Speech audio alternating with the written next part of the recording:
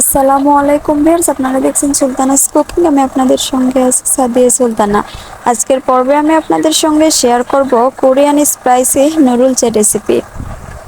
যখন অনেক বেশি ঝাল খেতে ইচ্ছে করবে তখন এই রেসিপিটি ট্রাই করতে পারেন বাসায়, দেখবেন অনেক মজা লাগে। চলে যাচ্ছি মূল রান্নায়। নুডলস তৈরির জন্য এখানে একটি স্পেশাল সস তৈরি করে নিয়েছি 2 টেবিল চামচ সয়া সস, 1 টেবিল চামচ টমেটো সস এবং শুকনা মরিচ গুঁড়া।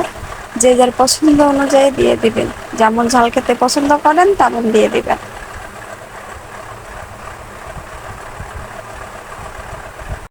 এবং দিয়ে দিচ্ছি নুডলসের প্যাকেটে থাকা মশলা।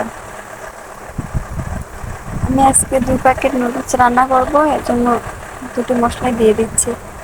দিয়ে ভালোভাবে একটি চামচের সাহায্যে মশলাগুলো মিশিয়ে নেব।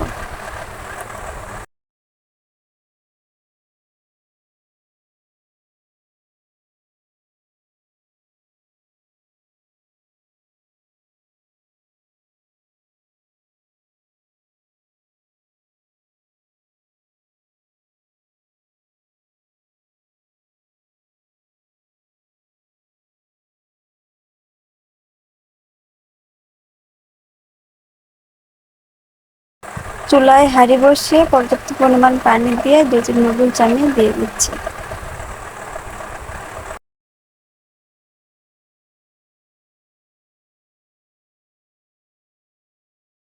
নুডলসগুলো ভালোভাবে সেদ্ধ হওয়ার পর এখানে আমি সেই স্পেশাল সসটি দিয়ে দিচ্ছি, দিয়ে নেড়েচেড়ে মিশিয়ে নেব। স্পেশাল সসে আমি 2 টেবিল চামচ তেল অ্যাড করছিলাম, ভিডিওটি আমার স্কিপ হয়ে গেছে, তার জন্য সরি।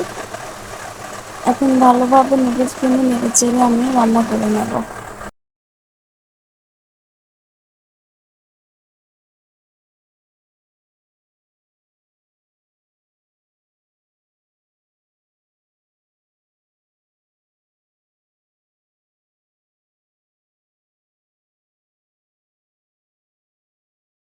আমার রান্না প্রায় শেষের দিকে।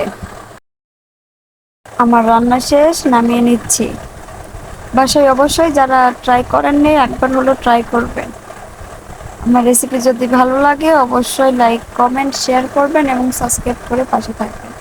সামনে আবারও কোনো সহজ রেসিপি নিয়ে আপনাদের মাঝে হাজির হব ইনশাল্লাহ। সে পর্যন্ত সবাই সুস্থ থাকবেন, ভালো থাকবেন। আল্লাহ হাফেজ, আসসালামু আলাইকুম।